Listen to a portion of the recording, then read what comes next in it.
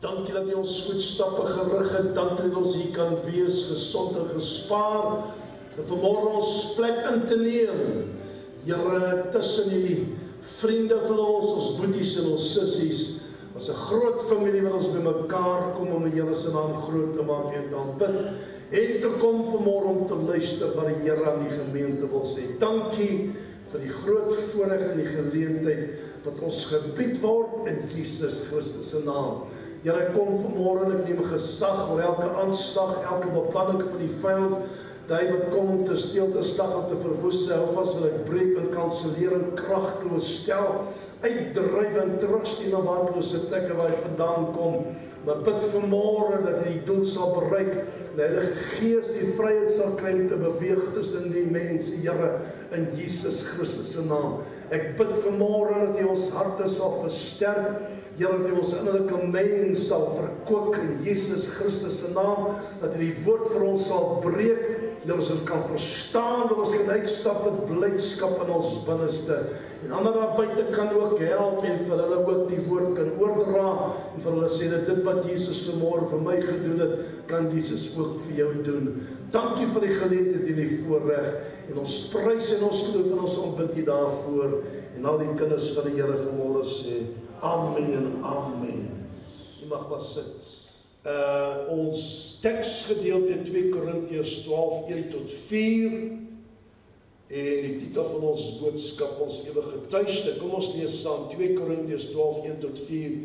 Volg ons in die Bybel of kyk op die skerm en luister wat Paulus hier skryf.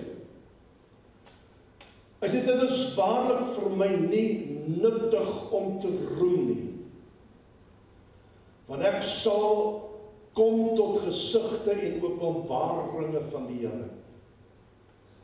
Ek weet van 'n man in Christus, 14 jaar gelede, of dit in die liggaam was, weet ek nie, of buite die liggaam weet ek nie, God weet dit, dat so iemand weggeruk is tot in die 3de hemel.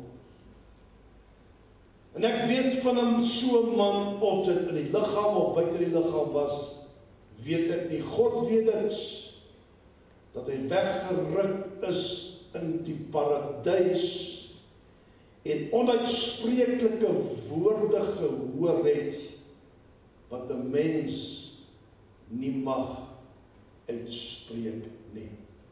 Tot sover, baie interessante gedeelte.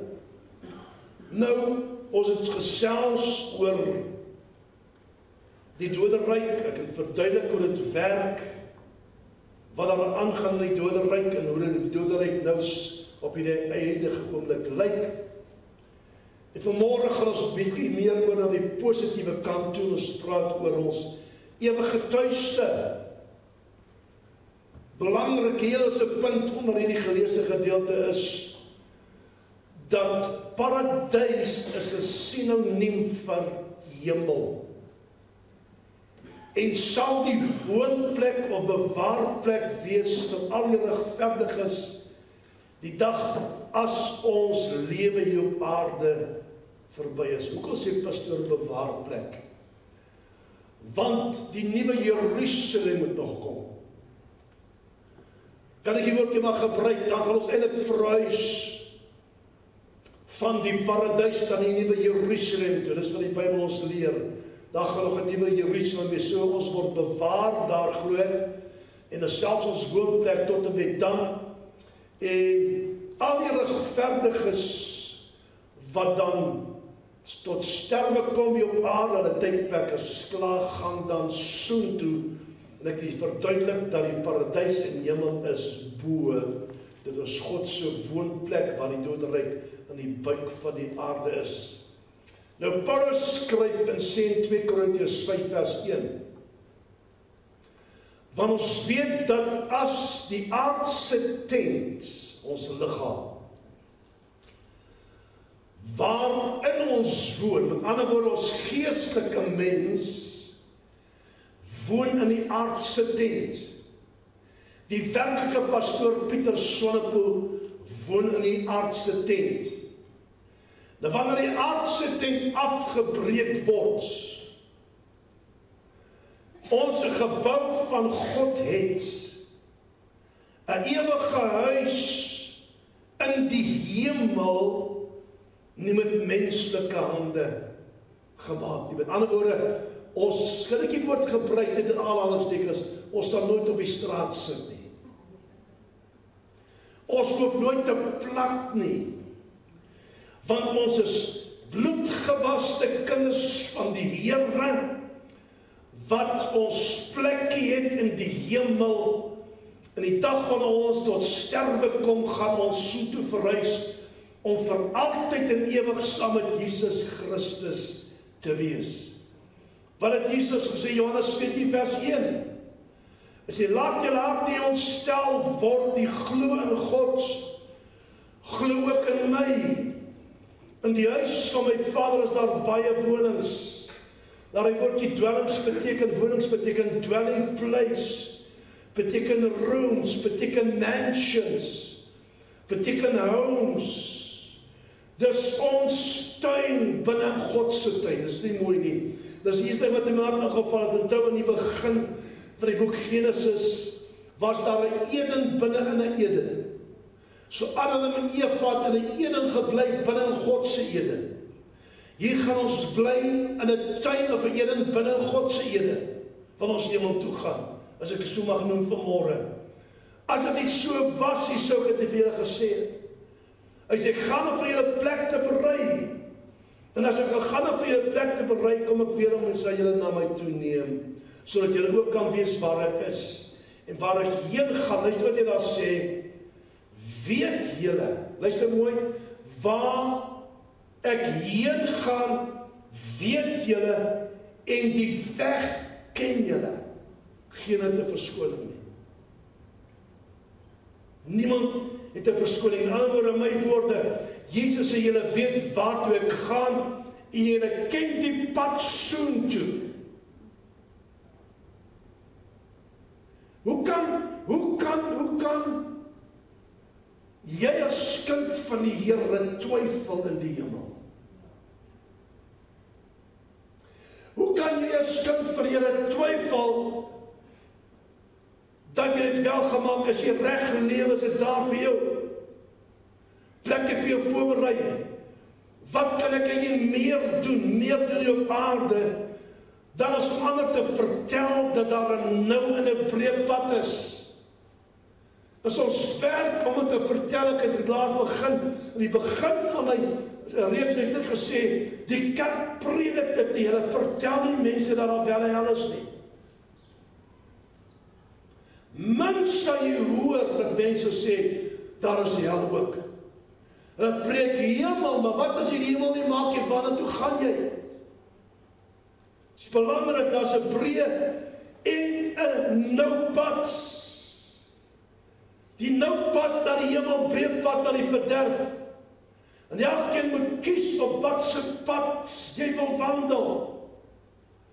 As jy wil goed leef en aangaan, en jou ding doen soos jy wil doen, en nie luister na die Here, en na wat sy woord vir ons leer, en dan bly op die breë pad, en kyk waar jy gaan uitkom, die pad lyk vir jou reg, maar die einde daarvan is die dood. Elkeen moet besluit wat hy of sy wil doen. Tweede, kom ons kyk vanmôre na ons geleesde gedeelte en kyk wat Paulus hier skryf. Jou eerste onder die tweede punt wat ek optel daar, is dat Paulus sê die volgende, hy sê, ek weet van 'n man, luister wat hy sê, in Christus. Nou as hierdie man nie in Christus was, hy sou in die weg geruk gewees het in die hemel nie. Gelowiges word geïdentifiseer met sy lewe, met sy dood en met sy opstanding. Ons glo daaraan. Hy het gesterf op 'n kruis. Hy was begrawe, hy is opgewek deur God die Vader. Hy sit aan die regterkant van God die Almagtige. En hy kom weer om sy kerk te kom haal. Romeine 6. Ons is in hom en hy is in ons. Ons kan mekaar nie van mekaar geskei word nie. En dis hoekom hy sê, 'n man in Christus, aan die ander wyse 'n wedergebore kind van die Here. Jy het eerste ding onder daai punt. Dan sê wat 14 jaar gelede, 14 jaar gelede, weggeruk was. Of dit in die liggaam was, weet ek nie, of buite die liggaam weet ek nie. Net God weet dit. 14, luister wat pastoor sê vanmôre. Vir 14 jaar het Paulus by die openbaring in sy hart geloop.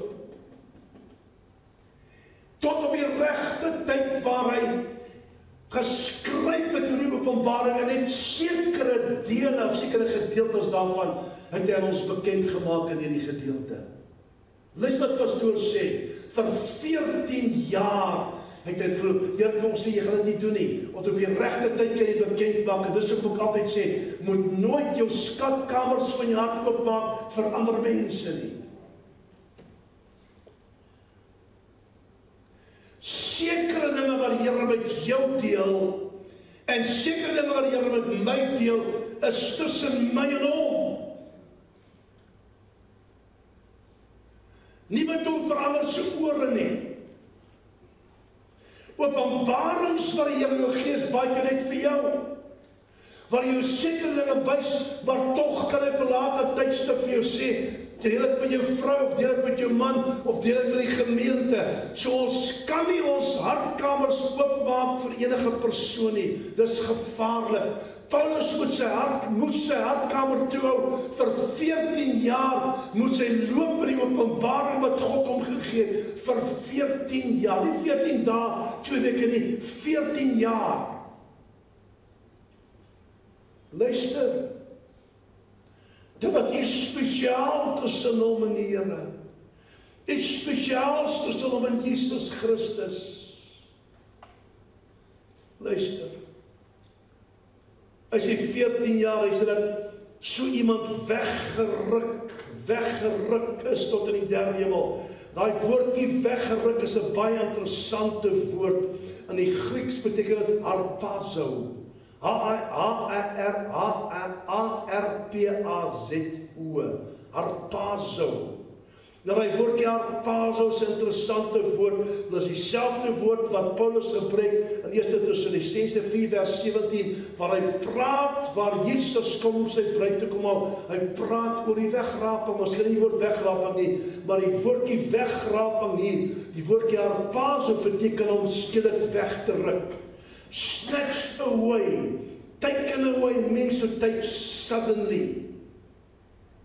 So ons moet nie vir my sê, daar staan nie so 'n woord nie, in die Bybel staan dit. In die oorspronklike teks wys dit die woordjie harpazo wat beteken snatch away. Opgeruk, weggeruk. So die wegraping, kry jy daai woord nie, kry jy die woordjie harpazo wat jy sê, dat gaan so dag aanbreek, waar die Here sy kerk gaan wegruk. Moenie dat ander mense jou ander dinge in jou kop praat nie. Bly op dit wat jy glo. Gebeur dit nie, ons niks om te verloor nie. Hallo, ons het niks om te verloor nie. Maar gebeur dit wel dat die ander mense baie om te verloor. As ek was weggeruk tot in die derde hemel. Ons het daar gepraat van oor die verskillende hemel. Ek glo, my opinie is, jy kry die sterre en wolke hemel, baie verskil vir my, dan kry jy gees en atmosfeer, dan kry jy die God se byplek wat die derde hemel is, of die paradys, God se woonplek. En word gesê dat die planeet hemel, luister mooi, gelees aan die noorde kant van die heelal, gelees het Jan, Jesaja 14:12 tot 14. Jy het geweet. Gaan lees dit, interessante dinge hoor. Jesaja 14:12 tot 14 sê dat die planeet hemel, dit is 'n planeet, hemel is 'n planeet. Lees aan die noorde kant van die heelal. Woorde, luister mooi vir pastoor vanmôre, kan nie die werklikheid van die hemel oordra nie. Daar's nie woorde om die hemel te beskryf nie. Mooi woorde is daar nie meer om te beskryf nie. Miskien omdat ons as mense nie in staat is om dit te begryp nie. Al mag ons troos spit uit meer besonderhede oor die hemel, is dit nie die kennis van die hemel wat ons verseker nie, dis ons kennis van God self. Solank ek weet dat God bestaan, en solank ek weet dat Christus Jesus sit as sy regterhand, weet ek daar's 'n fantastiese mooi plek vir ons voorberei wat hulle noem die hemel. Ek weet nie baie mense het so toe gegaan, ons lees baie boeke en kry baie boeke van mense wat in die hemel opgeland het, maar ek gaan vir u iets nou wys wat vir my eye-opener was. Dat as die Here, luister vir pastoor, as die Here wou hê ons moes meer weet oor die hemel as wat in die woord staan, sou hy vir Paulus daarvan vertel het. Ek sê net wat jy by snaaks aan, hoor jy wat pastoor sê. As God die Vader wou hê ons moet meer weet of meer geweet het oor die hemel, as wat ons in die Bybel vind, in die woord vind, sal hy dit vir Paulus gesê het om daaroor te skryf wat Paulus nie gedoen het nie. Dink daaroor. Dink daaroor. Luister mooi. Hoe lyk dit werklik waar in die hemel? En al weet ons, kan ons dit nie omsit in woorde wat ek en jy werklik waar kan verstaan nie. Wat van ons geliefdes wat nou daar saam met Jesus is, sal hulle ons herken en hoe gaan hulle reageer as hulle ons sien? Waar ontmoet ons mekaar? Ontmoet ons mekaar in die hemel, ontmoet ons mekaar by die poorte van die hemel? Is vraag wat mense vra. Nothing on earth compares to being with Christ in heaven. Jy kan nie dinge vergelyk dat jy die beste mansion hier, met alles wat jou hartsbegeertes vir jou, wat werklikheid is, en jy bly daar, jy het alles wat jou hart begeer, kan dit nie vergelyk word met dit wat in die hemel is, en wat vir ons wag agterna nie. Ons, weet jy, ons gedagte as mens, kan nie daai dinge vorm en maak nie. Ons kan selfs nie oordink, dit is te groot vir ons. Luister mooi. Die frase die hemel is bewoon, beteken dat die hemel nie 'n leë of verlate plek is nie, maar gevul is met wesens. Dat kan insluit God, die hemel is die woonplek van God. Dit sluit in engele word dikwels beskryf as inwoners van die hemel, wat God dien en aanbid.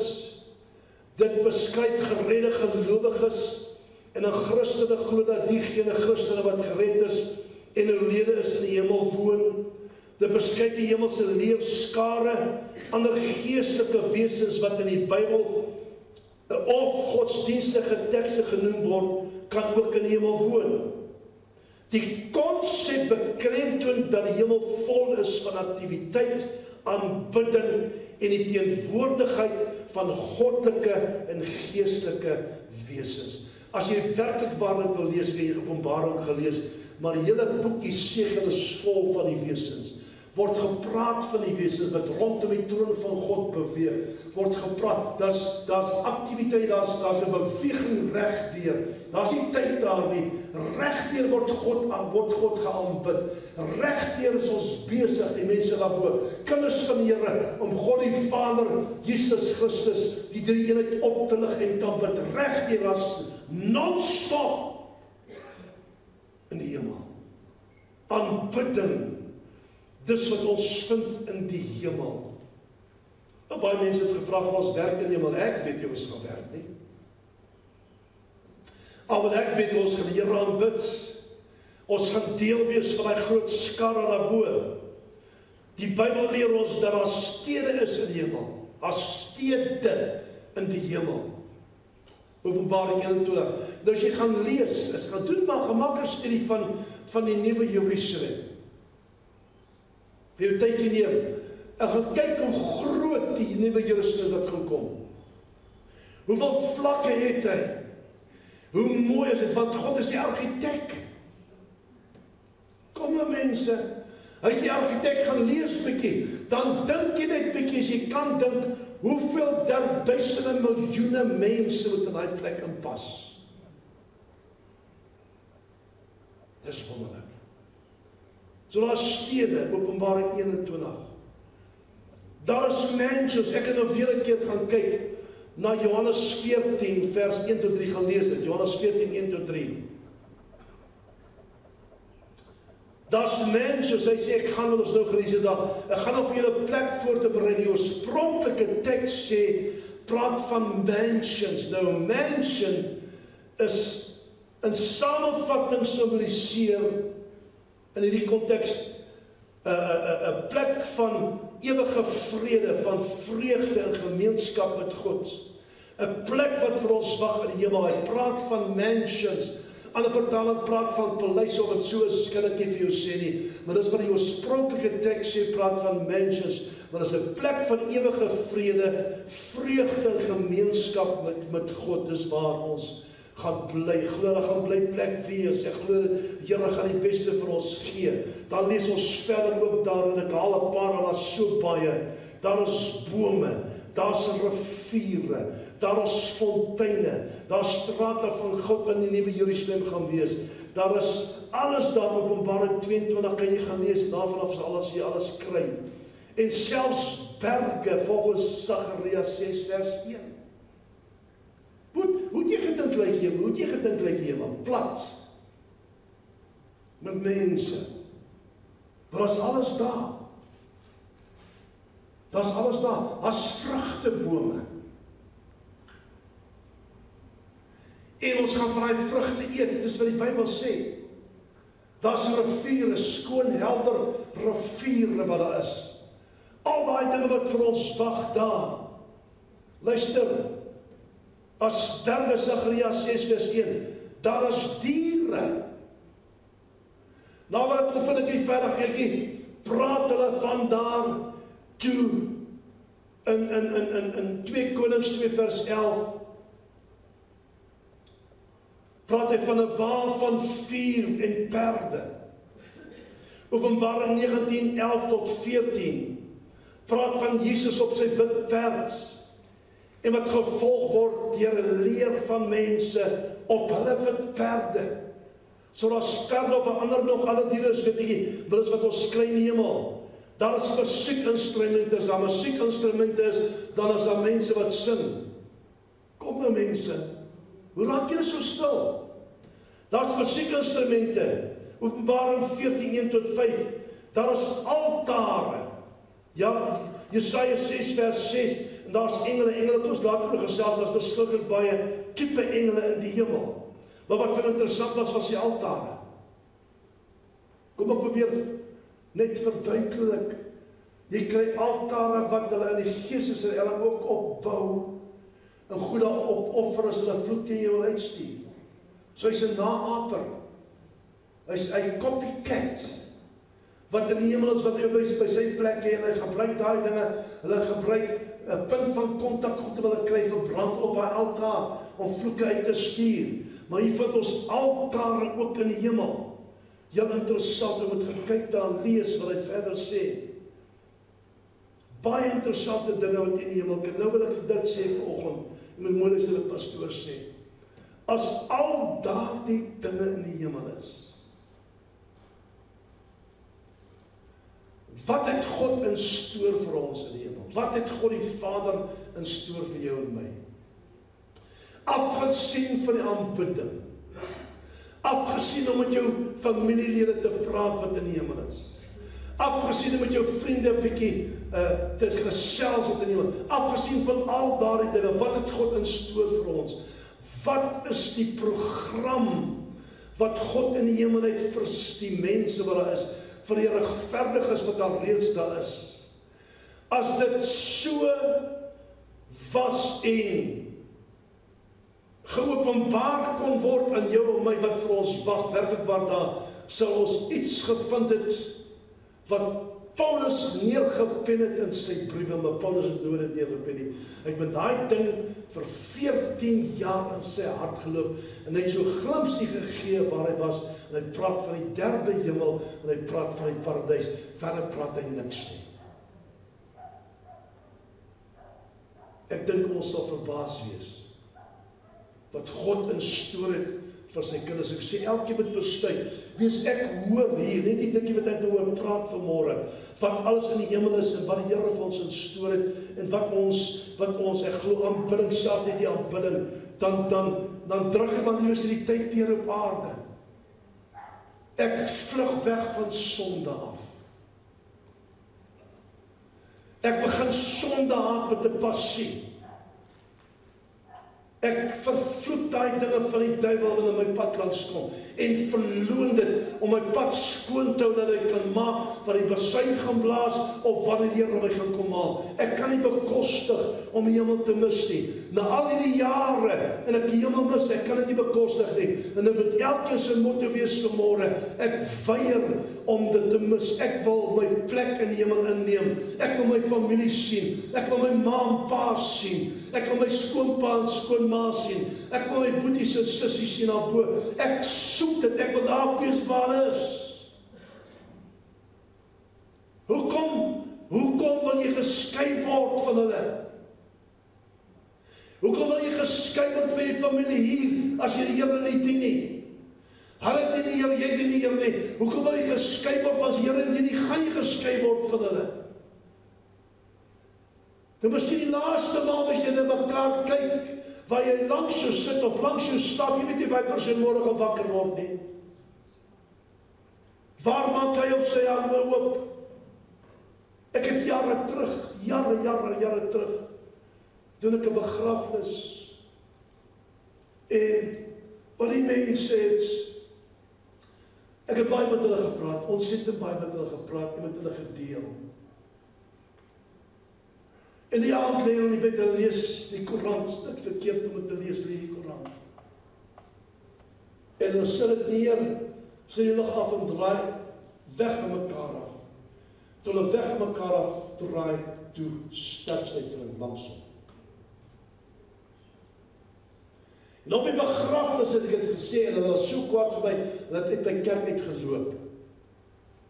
Omdat ek gesê het, haar lewe was nie reg, maar die Here nie. En hoeveel keer het Jesus Christus aan die deur geklop van haar hart en sy het die oopgemaak en sy het geweier om oop te maak en toe sy sterf, toe gaan sy in die ewigheid in sonder Jesus. Nie een van ons weet waar ons gaan nie. Maar as jy weet jy gaan huis toe gaan en gaan jy oopmaak in die paradys in die hemel, en jy geen vrees en jy weet wie jy gaan sien. Jy gaan hulle sien met al die jare wat so lank weg is van jou. Wat 'n reunie gaan dit nie wees nie. Wat 'n wonderlike samekoms gaan dit nie wees as ons in die hemel kom nie. Luister wat hy sê hierson. Ek wil dit vir jou noem. Die tweede maal hy sê ek weet van so 'n man, of dit in die liggaam of buite die liggaam was, weet ek jy God weet dit, dat hy weggeruk is in die paradys. En onuitspreeklike woorde gehoor het. Nou hy onuitspreeklike woorde beteken eintlik uitsprake gehoor wat buite die vermoë van 'n mens is om in woorde uit te druk. So Paulus, toe hy weggeruk word, het hy dinge gehoor in die paradys en hy het dinge gesien. Wat hy sê, hy nie kon openbaar nie, vir niemand kon vertel nie, wat hy gehoor het of wat hy gesien het nie.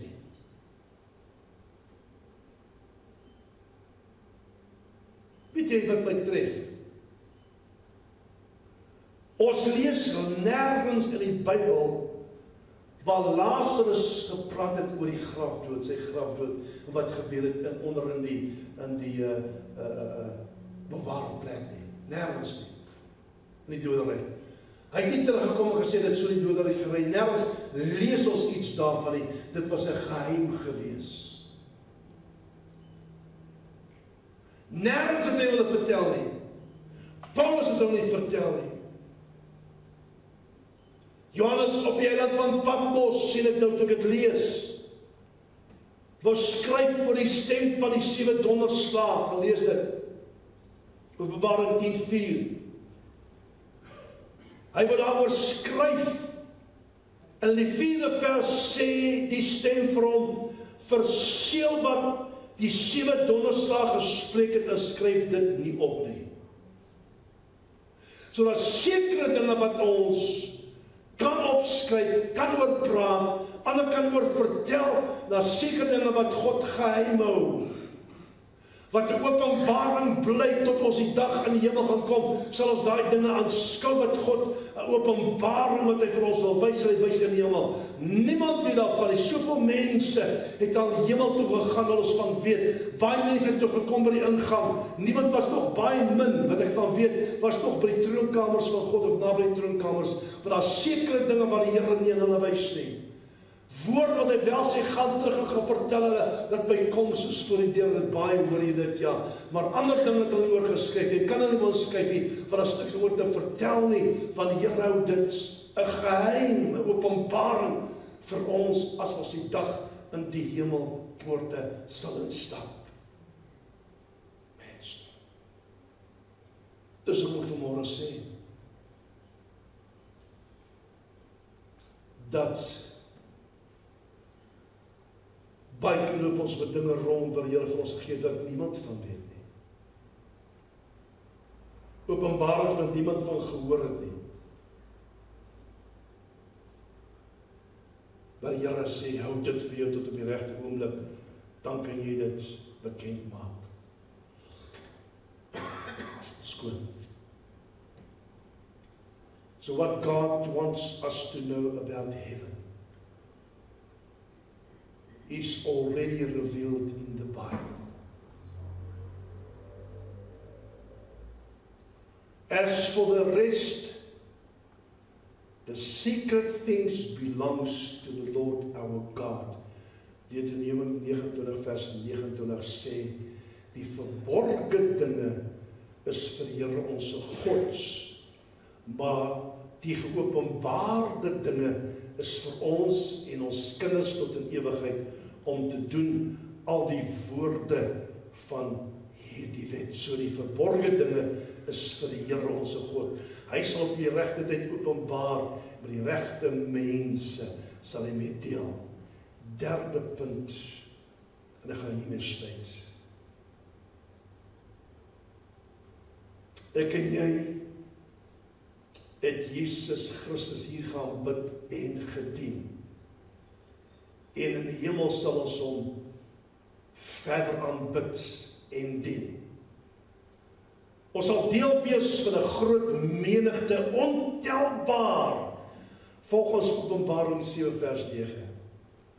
Ons sal die ewigheid deel met gelowige vriende, familie en heide van ouds of helde van ouds.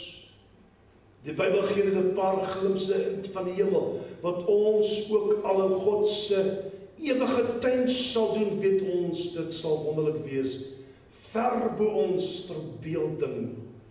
Hy sê in 1 Korintiërs 2 vers 9, wat geen oog gesien het, geen oor gehoor het, en geen mens se hart opgekom het nie, dit het God gereed gemaak vir die wat hom liefhet. Gereed gemaak vir die wat hom liefhet. Dink jy maar net, ek dink maar net aan die beste. Luister vir pastoor, die beste het hy voorberei vir elke kind van hom in die hemel of in die paradys. Maak nie saak waar jy gebly het op die aarde nie. Maak nie saak wat jy gehaat het hier op aarde nie. Die beste is daar vir jou voorberei en wat vir jou wag en vir my wag in die hemel. En dis wat die Here wil hê ons moet vanmôre weet, Dis hoe ek sê, ons moet vassing, ons moet sondaad met 'n perfekte hart, ons moet ons rug op sonde keer en weghardloop van sondag, ons moet God dien met ons hele wese, hy moet ons alles bly en wees al die tyd, sodat ek en jy die hemel kan maak op die einde van die dag. Die Here verseker ons dat hy 'n plek in die hemel voorberei het vir elkeen van sy eie, die wat in die geloof na hom gekom het. Intussen berei die Heilige Gees die verlostes op aarde voor vir hulle plek in die hemel. Dit is nie wonderlik nie, hoe die Gees van God jou baie keer herinner aan dinge wat jy verkeerd gedoen het. So hy sê, maak reg daai persoon. Moenie dit doen nie, moenie daai woorde sê nie, moenie so leef nie. Hy berei ons voor vir dit wat voor lê. Luister, een dag sal almal wat deur die bloed van die lam gekoop is, deel wees van 'n groot menigte in die hemel wat niemand kon tel nie. Almal wat voor die troon staan, volgens Openbaring 7 vers 9, om ons geliefdes weer te sien, is 'n heerlike aspek van die hemel.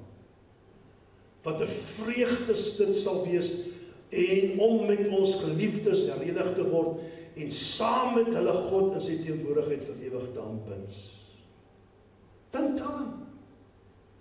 Jy vat jou ma se hand daarbo, vat jou pa se hand, en saam staan julle aanbid God, die Vader, aanbid die Godheid daar saam. Wat 'n wonderlike groot voorreg gaan dit wees nie. Vreugde sal ons in vreugde sal ons herenig word, en saam sal ons God aanbid vir ewig en vir altyd. Wat sê Dawid in 2 Samuel 12 vers 23, toe hy moes betaal, hy het 'n prys betaal vir sy sonde, sy seun verloor. En daai gevas en bid het, sy roukleed uitgetrek, en hy sê die volgende woorde, hy sê, hy kan nie na my toe kom nie, maar ek kan na hom toe gaan. Sê wonderlik nie. Hulle kan nie na ons toe kom nie. Nou baie keer is my so gesê, as ek kom nog net my ma of pa een keer sê, ek sal, wat wil jy toe my pa te sê? Ek was 9 jaar soos my pa doen. Wat wil jy toe my pa te sê? Hy het my geleer in die Bybel uit. Hy het my skrifgedeeltes gesê om te memoriseer. Wat wil jy my ma te sê? My skoonpa, wat om te, my boeties, en my sus van haar boos. Wat wil jy hulle te sien? Maar dan kan jy na ons toe kom. Maar ek en jy kan na hulle toe gaan. 2 Samuel 12 vers 23. Ek sluit, so elkeen van ons moet besluit, waar ons die ewigheid wil spandeer en wil deurbring.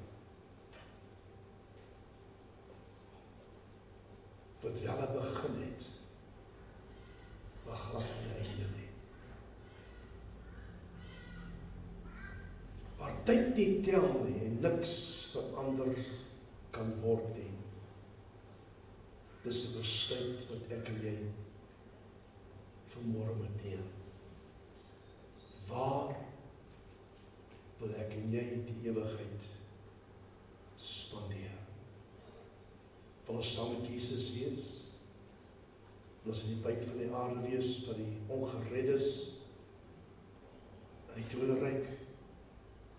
Of wil ons graag by ons families wees wat saam met Jesus daarbo is?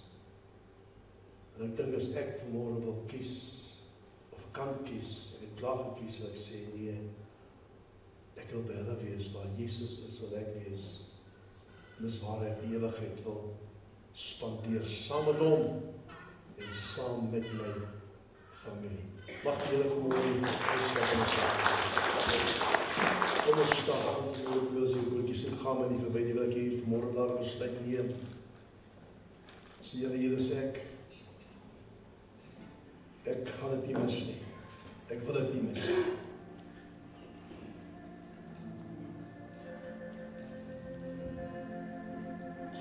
Ek gaan saam.